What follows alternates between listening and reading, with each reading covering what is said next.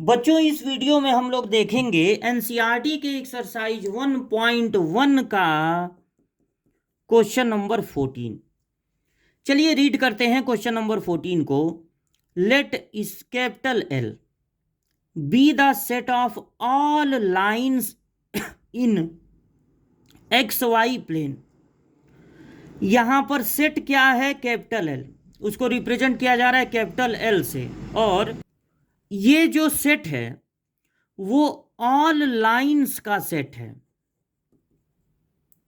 सारे line in plane X Y, मतलब आप एक्स एक्सिस वाई एक्सिस बनाते हैं, एक्स एक्सिस वाई एक्सिस बनाएंगे तो एक प्लेन जो तैयार होगा उसको कहते हैं एक्स वाई प्लेन।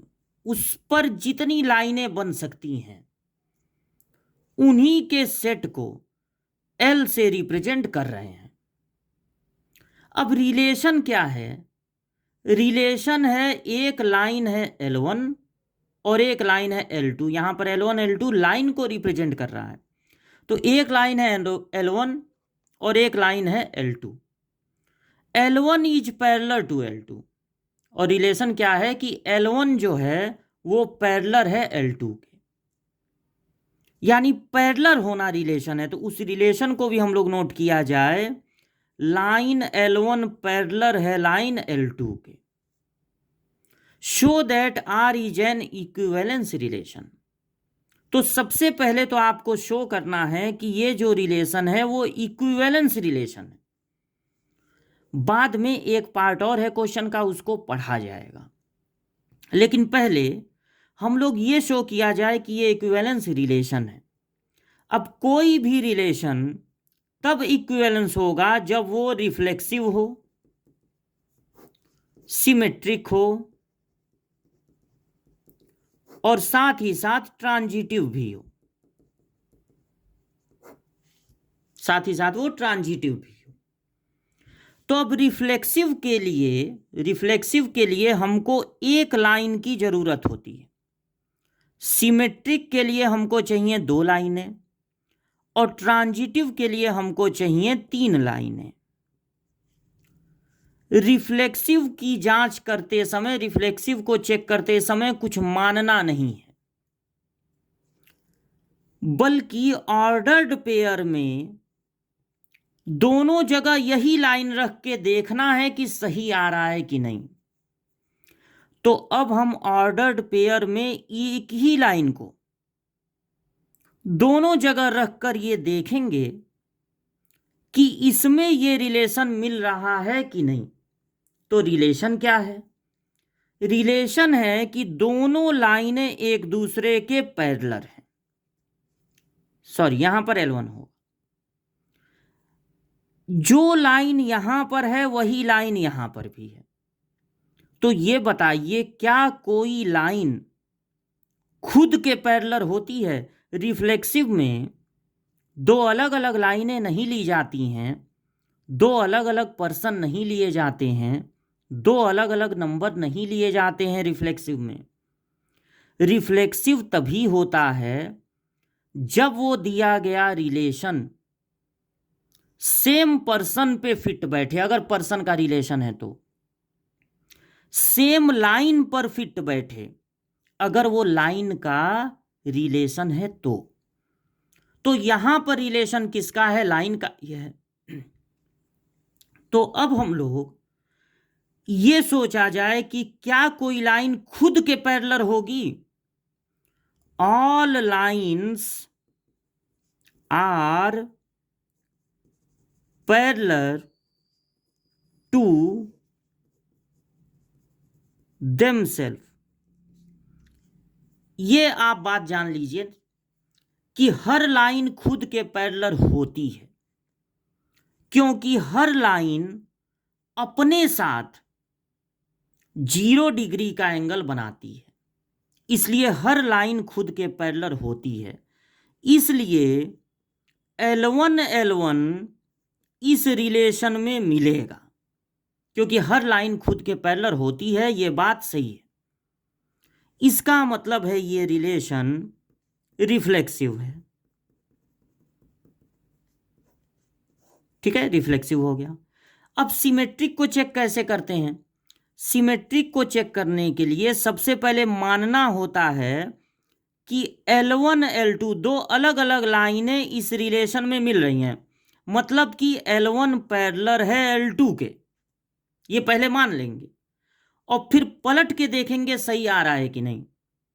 तो सोचिए, अगर ये लाइन इसके पैरेलल है तो पलटने पर भी तो सही होगा, L2 भी पैरेलल होगा L1 के, यानी L2 L1 भी मिलेगा इस रिलेशन में।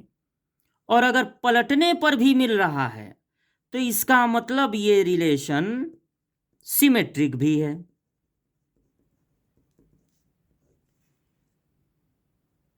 अब ट्रांजिटिव, ट्रांजिटिव में भी मानना पड़ता है, ये मानना पड़ता है कि पहली दो लाइनों के बीच ये रिलेशन मिल रहा है, दूसरी दो लाइनों L1 L2 और L3 में भी ये रिलेशन मिल रहा है, यानी L1 पैरेलल है L2 के, L2 पैरेलल है L1 के, L3 के सॉरी।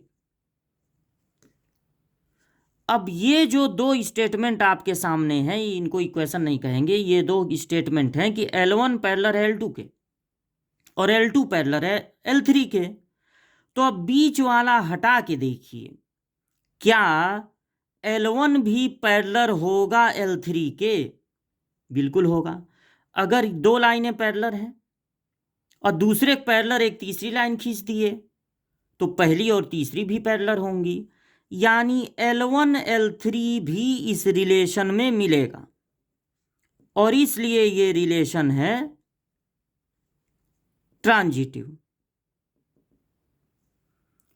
और जो रिलेशन रिफ्लेक्सिव भी होगा, सिमेट्रिक भी होगा, ट्रांजिटिव भी होगा, उस रिलेशन को कहते हैं इक्विवेलेंस रिलेशन। तो अब आपको लिख देना है, this relation is reflexive, symmetric as well as transitive, therefore it is an equivalence relation. ये रिलेशन रिफ्लेक्सिव भी है, सिमेट्रिक भी है, ट्रांजिटिव भी है, इसलिए ये एक इक्विवेलेंस रिलेशन है। क्वेश्चन का पहला पार्ट इस तरह से हम लोगों ने लगा लिया, रिफ्लेक्सिव भी हो गया, सिमेट्रिक भी, ट्रांजिटिव भी। अब क्वेश्चन को आगे पढ़ते हैं। क्वेश्चन में एक पार्ट और है, find the set of all lines related to the line y equal to 2x plus 4। अब देखिए, एक लाइन दे दी गई है y equal to 2x plus 4 और कहा जा रहा है find the set of all lines related to the line this. जब आप फर्स्ट ईयर में थे तो आपको स्ट्रेट लाइन चैप्टर पढ़ाया गया था। स्ट्रेट लाइन में यह बात बताई गई है कि all the lines parallel to the given line,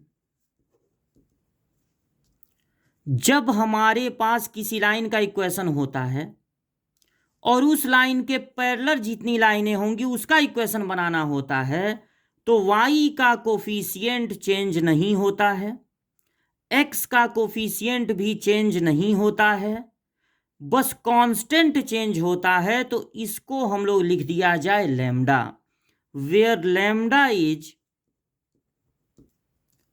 N arbitrary constant.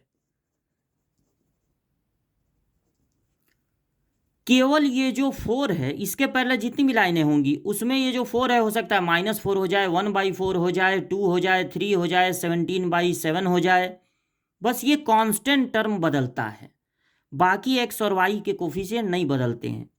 तो ये सारी लाइनें, चाहे आप लैम्डा की जगह 1 रख दीजिए, 2 रख दीजिए, 1/4 रख दीजिए, -1/4 रख दीजिए, ये सब लाइनें इसके पैरेलल होंगी। तो जब पैरेलल है रिलेशन, तो सारा सेट पूछ रहा है जो इस लाइन से रिलेटेड हो, तो बस आपको कांस्टेंट की जगह कर देना है लैम्डा, और इस तरह से यही आपका आंसर हो जाएगा। तो ये क्वेश्चन नंबर 14 का सॉल्यूशन था।